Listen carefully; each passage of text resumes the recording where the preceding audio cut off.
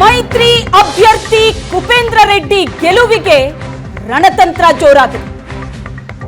ಮೈತ್ರಿ ಅಭ್ಯರ್ಥಿ ಕುಪೇಂದ್ರ ರೆಡ್ಡಿಯನ್ನ ಗೆಲ್ಲಿಸಿಕೊಂಡು ಬರೋದಕ್ಕೆ ರಣತಂತ್ರ. ಆರ್ ಅಶೋಕ್ ಕೊಠಡಿಯಲ್ಲಿ ಸೀಕ್ರೆಟ್ ಮೀಟಿಂಗ್.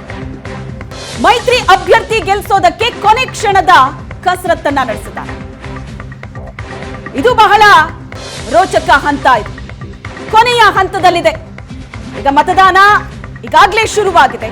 ಅದರ ನಡುವಲ್ಲಿ ಆರ್ ಅಶೋಕ್ ಸಭೆ ನಡೆಸಿದ ಸೀಕ್ರೆಟ್ ಮೀಟಿಂಗ್.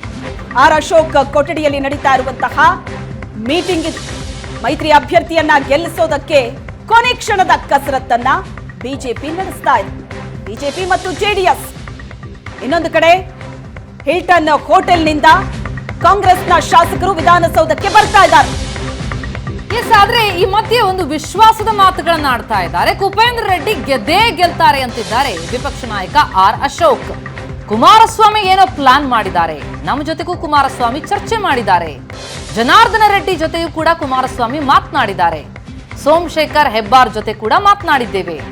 ರಾಜ್ಯಸಭಾ ಚುನಾವಣೆಯಲ್ಲಿ 66 ಬಿಜೆಪಿಯ ಶಾಸಕರಿಗೆ ವೆಪ್ ಜಾರಿಯಾಗಿದೆ.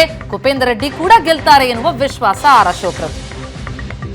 ಎಲ್ಲರೂ ಬಂದಿದ್ದಾರೆ. JDS ಶಾಸಕರು ಕೂಡ ಇಲ್ಲೇ ಬರ್ತಾ ಇದ್ದಾರೆ.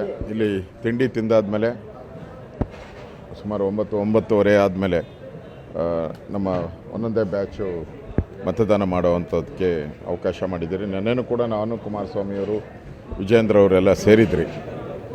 ಸೊ ನೆನ್ನೆನೂ ಕೂಡ ಏನೇನು ಮಾತುಕತೆ ಆಡ್ಬೋದು ಅದೆಲ್ಲವನ್ನು ಮಾಡಿದಿರಿ. ಈಗ ಚುನಾವಣಾ ಪ್ರಕ್ರಿಯೆ ಪ್ರಾರಂಭ ಆಗಿದೆ.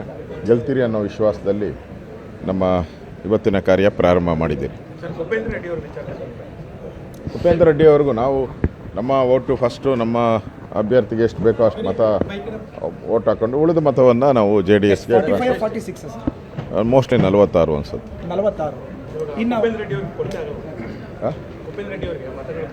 ಅವರು ಕುಮಾರಸ್ವಾಮಿ ಅವರು ರಾಜಕೀಯ ಏನು ಮಾಡಿದಾರೋ ಅವರು ಕೇಳ್ಬೇಕು. ನೀವು ಅವ್ರನ್ನ ಕೇಳಿ ಗೊತ್ತಾಗ್ತೈತೆ. ನೋಡೋಣ, ಮಾಡಿರ್ತಾರೆ ಕುಮಾರಸ್ವಾಮಿ ಅವರು ಏನು ಮಾಡಿರ್ತಾರೆ ಅನ್ನೋದು.